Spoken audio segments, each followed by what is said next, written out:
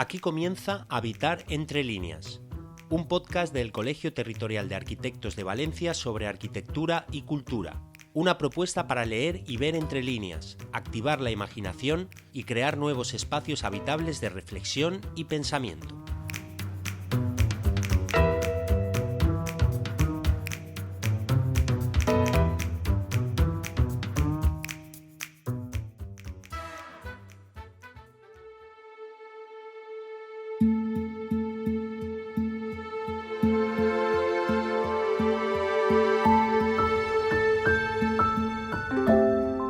Carlos Ferrater 1970-2005 es la primera parte de una ambiciosa trilogía documental en la que se busca repasar la trayectoria profesional y vital de este arquitecto catalán, Premio Nacional de Arquitectura en 2009.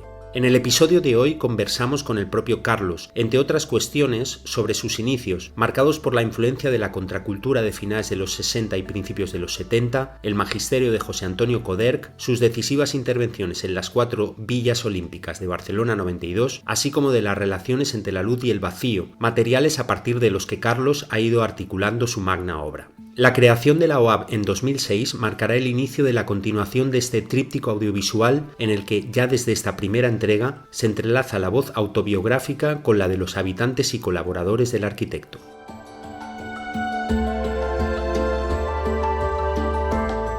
Hoy en Habitar entre líneas tenemos el gusto, el placer de contar con el arquitecto Carlos Ferrater, al que damos la bienvenida ya. Muchísimas gracias, Carlos, por estar aquí. Encantado de estar aquí. Vamos a hablar precisamente de este documental que se ha presentado recientemente en el Colegio de Arquitectos de Valencia, Carlos Ferrater 1970-2005. Y para comenzar, Carlos, me gustaría preguntarte acerca precisamente de cómo nace la idea para hacer este documental sobre tu trayectoria como arquitecto a partir de la colaboración entre Nihao Films y la OAB, la Office of Architecture in Barcelona. Y además, al hilo de esto, me gustaría preguntarte por qué se plantea desde el punto de vista autobiográfico con tu voz narradora que va conduciendo el documental. Además, me gustaría que nos hablases sobre, el planteamiento de esta obra documental como una especie de miniserie, porque ese es el primer capítulo de 3, si no me equivoco. De 3, sí, exactamente. La idea, yo venía de hacer para el estudio OAB 2 monografías de 700 páginas en total. Y una de ellas era exactamente el tiempo de este primer documental, del 2004-2005.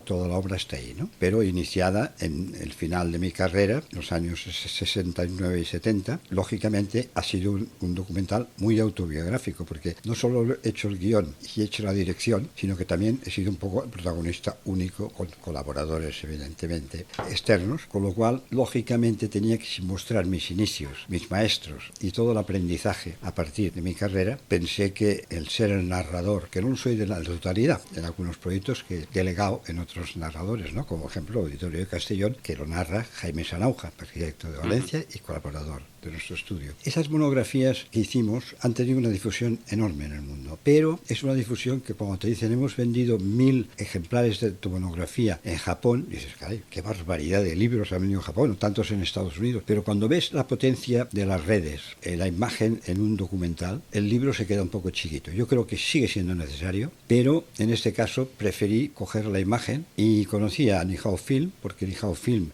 la productora que ha filmado todos los premios Mies, los premios FAT, algunos Pritzker, es decir, estaría en el top mundial, y la verdad es que los encontré en ellos una gran colaboración y una gran desganas de hacer un buen documental, y bueno, ahí vino la relación. Y ese documental, como has dicho tú, entre esos años, entre el 70 y el 2005, coge una época muy cambiante para mí. Esto no lo he explicado nunca, y es que mi carrera fue una carrera desastrosa. Imagínate, en 64 fui a la Diagonal después de hacer los cursos en la Universidad Central, previos, pero también de carrera. Era una carrera de 8 años. Y lo que pasó es que en esos años la escuela estaba siempre cerrada. O la cerraba el gobernador civil o militar, o la cerrábamos nosotros. Manifestaciones, en fin, de todo. En aquel momento yo pues era bastante militante del PSUV y delegado de información de mi curso en la escuela, con lo cual Fue una carrera muy, muy atípica. Los profesores además eran bastante malos, con lo cual los fuimos echando a todos, intentando traer otros nuevos más progresistas. Llegó el mayo del 68. Mayo del 68 fue un cambio radical en mi manera de pensar, porque ya no era tanto la lucha en la calle con los grises, sino era ya algo más creativo, la imaginación al poder.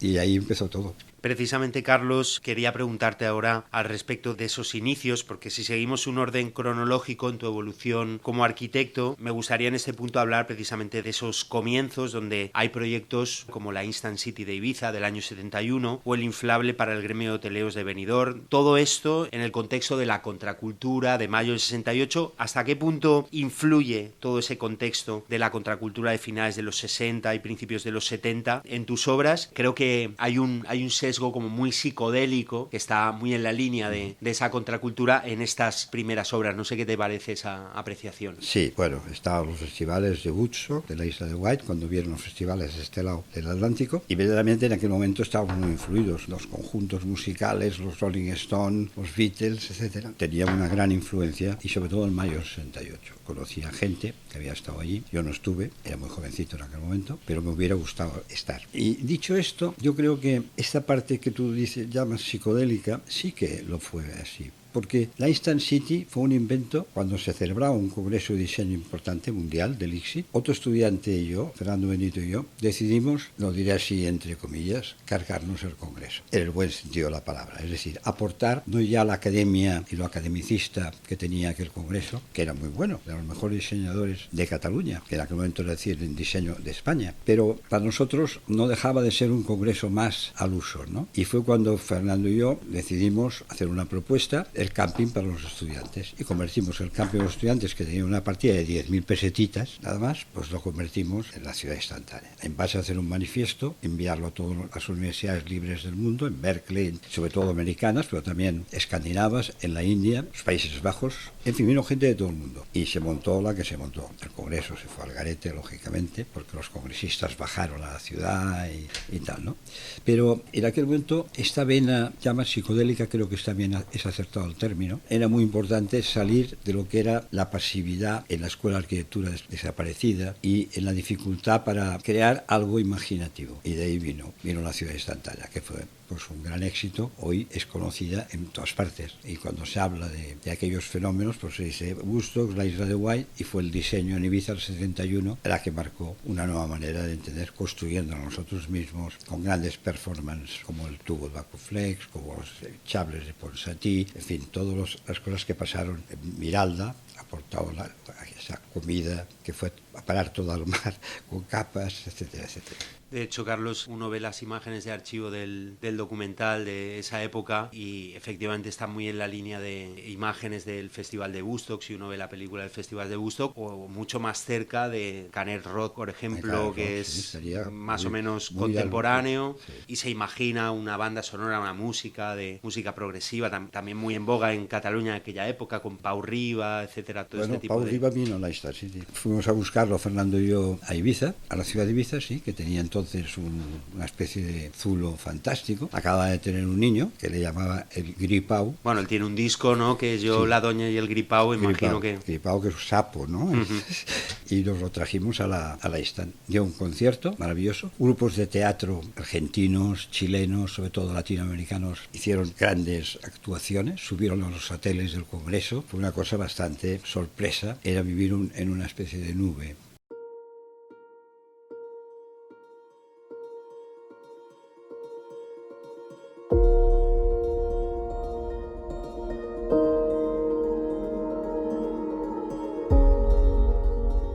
Vamos a hablar un poco en paralelo a ese elemento contracultural. Hay otro elemento ya de raíz más propiamente arquitectónica en tus inicios y en tu formación como arquitecto, y en este caso es el magisterio de José Antonio Coderch, que es clave para entender tu obra. Incluso en el documental hablas de él como un amigo invisible con el que imagino que todavía hoy te comunicas para... Me comunico. Para pedirle consejo. Espacio.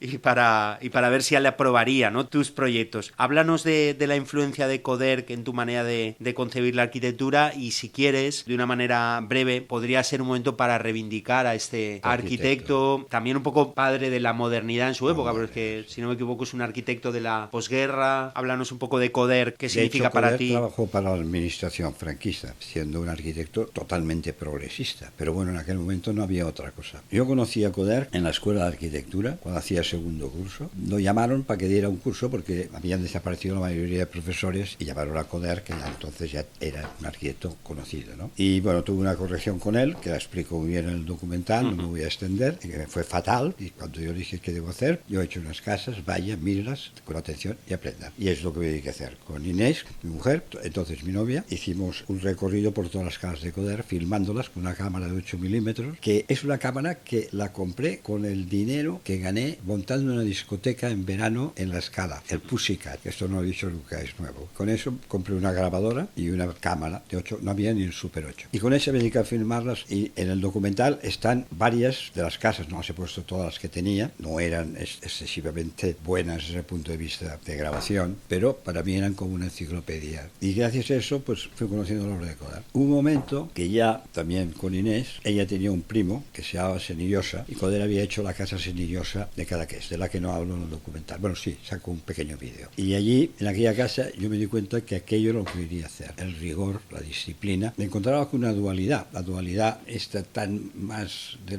la locura y la psicodelia de la Instant, y lo que trajo la Instant, que fueron los hinchables como el de Benidorm, pero también hice otro que era un inflable en la Feria del Campo de Madrid, que era la máxima exposición en aquel momento de toda España. Y nos dieron la medalla de plata, un hinchable muy curioso con formas de diferentes esferas y conos, troncos de cono, una especie geométrico muy avanzado, y que esto lo hicimos gracias a Iskondel, que es la que nos dio todo el plástico después de hacer la prueba en Sardañola para la Instant City, decidió que me quería premiar de alguna manera, y me premió pues montando una pequeña empresa para hacer hinchables como el de Benidorm. Hicimos un juguete aquí en Valencia, que era una esfera, que con su tubito, y los niños se metían dentro de la esfera con un ventiladorcito, y hicimos de la Feria del Campo de Madrid, que fue medalla de plata. Coderch tenía esa cosa que, por un lado, era un arquitecto que era mal visto por toda la progresía, porque él era muy de derechas. A mí esto me da igual, porque creo que un arquitecto no es ni de derechas ni de izquierdas, es arquitecto. Y el caso es que los arquitectos mejores de toda una época, del Fascio en Italia, Terragni, Moretti, Libera, todos fueron arquitectos fascistas, pero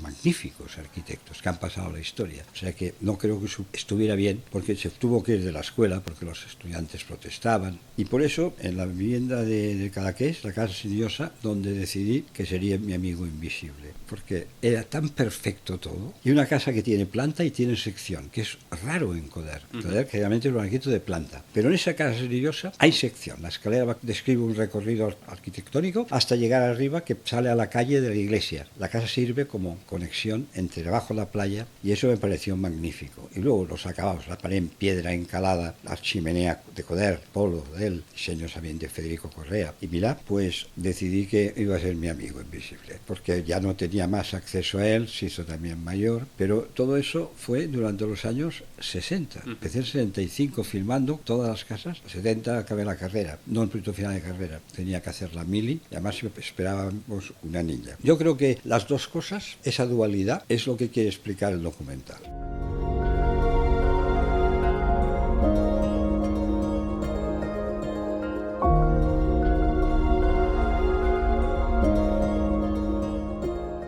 Vamos continuando con tu trayectoria, Carlos, y hay otro hito del que se habla con amplitud, digamos, en este documental, en este primer capítulo, y en este caso nos referimos a las construcciones en cada una de las 4 áreas olímpicas en el contexto de los Juegos Olímpicos de Barcelona de 1992. Me gustaría que nos hablases de, por un lado, el planteamiento intelectual de este proyecto arquitectónico, qué supuso para tu carrera y si marcó un antes y un después en tu trayectoria, no solo profesional, sino vital, porque, como todos y todas sabemos, las Olimpiadas de Barcelona 92 son un elemento clave en la transformación de la España después de la dictadura franquista. Para mí supuso una gran sorpresa, porque no me tocaba, y además la clase arquitectónica de Barcelona consideraba que no me tocaba. Yo venía a hacer unas casitas, unas viviendas unifamiliares, bonitas, en Stardit, porque el Club Náutico también lo hice en 92, o sea, tenían poquísima obra, y toda muy doméstica. El hecho de ganar 4 concursos en las 4 áreas olímpicas, y que además cada uno de ellos fuera el más importante del área, como fue las 3 manzanas en Poblenou, ¿no? Que además era volver a revisitar a Cerdá con la manzana abierta, semiabierta, con jardines en el interior, con permeabilidad en las plantas bajas, o sea, cosas que Cerdá no las pudo tampoco imaginar, porque hacer una casa permeable, las estructuras hace 160 años no la permitían.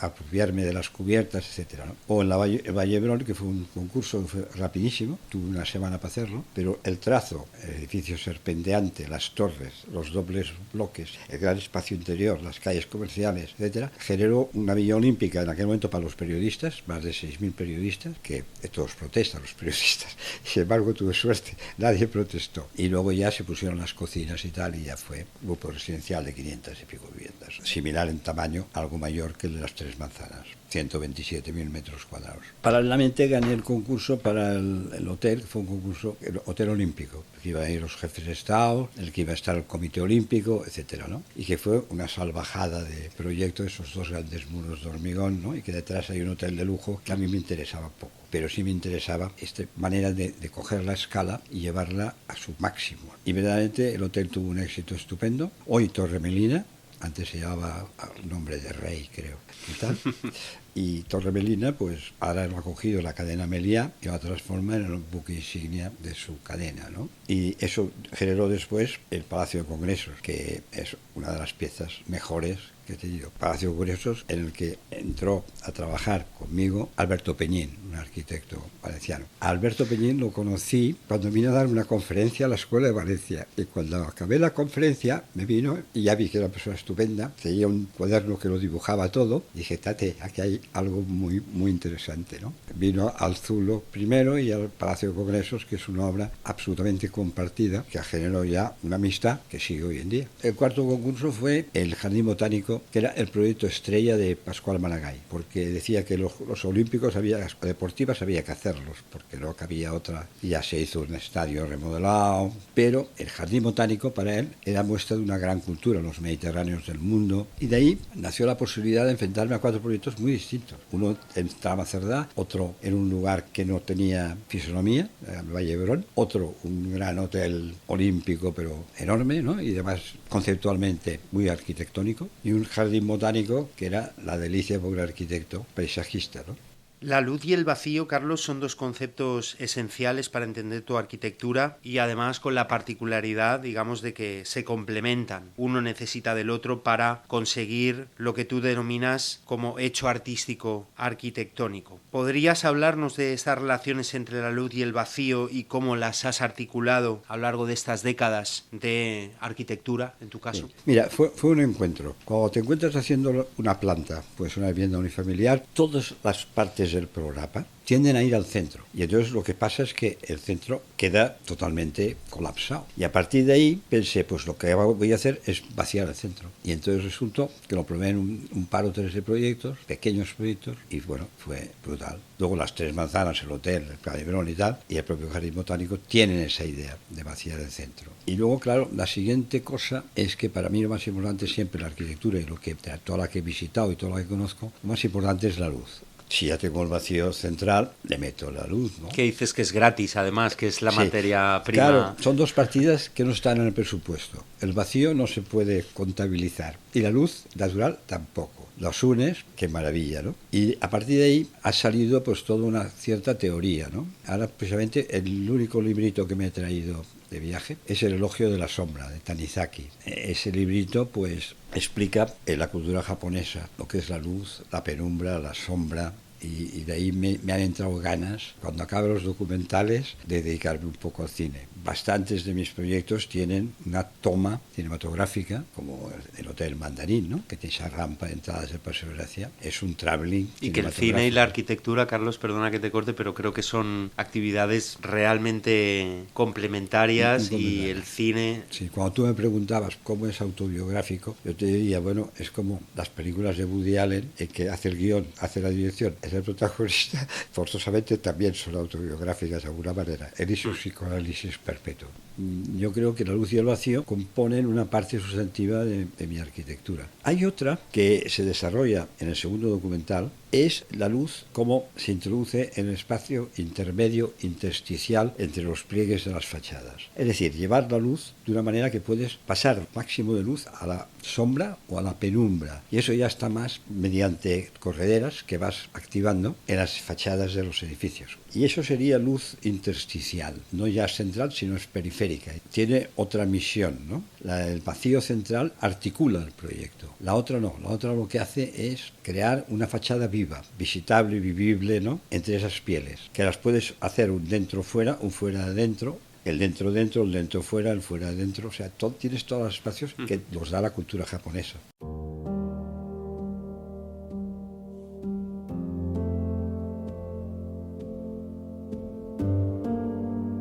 Vamos a terminar esta charla, Carlos, y me gustaría preguntarte por el recorrido que habéis pensado para este documental tras su estreno aquí en el Colegio Territorial de Arquitectos de Valencia. ¿Habéis pensado por qué espacios, salas, ventanas, digamos, habéis pensado difundir esta primera parte? A mí me hacía mucha ilusión. Pensaba que igual era muy difícil por la categoría del lugar, pero me hacía mucha ilusión que estrenarlo en el CCCB, en el Centro de Cultura Contemporánea de Barcelona, porque es como nuestro gran difusor de cultura. Y me quedé muy parado cuando Judith Carreras, la directora, ante una petición de estar allí, y se ha mostrado de un momento entusiasta y se ha quedado encantada del pase del documental. Rompimos todos los cánones, porque la sala no dio, hubo que montar un auditorio arriba, gente de pie abajo y arriba con pantallas en el gran vestíbulo. Tuvo tal éxito que entonces pensé que habría la posibilidad de pasarlo a una otra sala. Tuve la oportunidad cuando la Escuela de Valladolid me pidió que pasara el documental allí. Fui a Valladolid, 300 personas, la escuela entero, profesores y alumnos, y luego sobre todo el debate fue también estupendo, 1h30 de preguntas. Después pensé, para mí Valencia es muy próximo, es como casa, sobre todo por Alberto Peñín, por Jaime Sarauja, por muchos amigos que tengo aquí a través de Jaime Sarauja. Mira, la programamos en el colegio, vinieron del Colegio de Arquitectos de Sevilla a hacer una entrevista que se ha publicado en la revista Neutra y me han pedido el inicio del curso próximo que vaya a Sevilla, porque además estoy haciendo un gran proyecto en el Guadalquivir. Y después, la asignatura es siempre posible, es Madrid, que Arquia, al principio, ha dicho que sí, he de buscar fecha. Yo creo que con ese periplo yo ya estaría contento. Barcelona, Valencia, Madrid, Sevilla, porque también es cansado moverte, venir, tengo ya 80 añitos. El documental está traducido con subtítulos al castellano y también al inglés. Los documentales, este primero también es muy bonito, sobre todo muy íntimo. El segundo es mucho más fuerte, potente y poderoso, por el tipo de obras. Obras como el edificio Mediapro, Benidorm, Paseo Marítimo, no sé, tantas y tantas obras que salen. Y ahí se tratan capítulos. Lo que hemos hecho es coger capítulos. El Parque de las Ciencias de Granada es un capítulo magnífico, narrado por su director Ernesto Páramo. Y el tercer documental, ese está entrecomillado. Y yo diría que sería el que Elia, que es OAB Internacional, que la lleva mi hijo Borja, y sería esta posibilidad. Pero claro, se ha de cuajar más. Pero el segundo ya lo tengo para acabar en un mes y medio o dos. Me gustaría mucho estrenarlo el 22 de noviembre, en el que cumpliré oficialmente los 80 años. O sea, el tercero es una ilusión. Pretendo que sea ya mi hijo Borja el que lo desarrolle, aunque yo le pueda ayudar por el conocimiento que he adquirido con los dos primeros, ¿no? Pero ahora, de entrada, me estoy centrado en el segundo. Pues estaremos atentos a esa segunda parte, digamos, de esta trilogía que has planteado para contar tu trayectoria como arquitecto. Ha sido un gusto hablar contigo, Carlos Ferrater, muchísimas gracias. Gracias a vosotros, estoy encantado de estar en Valencia, estar en el Colegio de Arquitectos y estar con vosotros y con este programa. Muchísimas gracias, Carlos, y hasta la próxima. Gracias.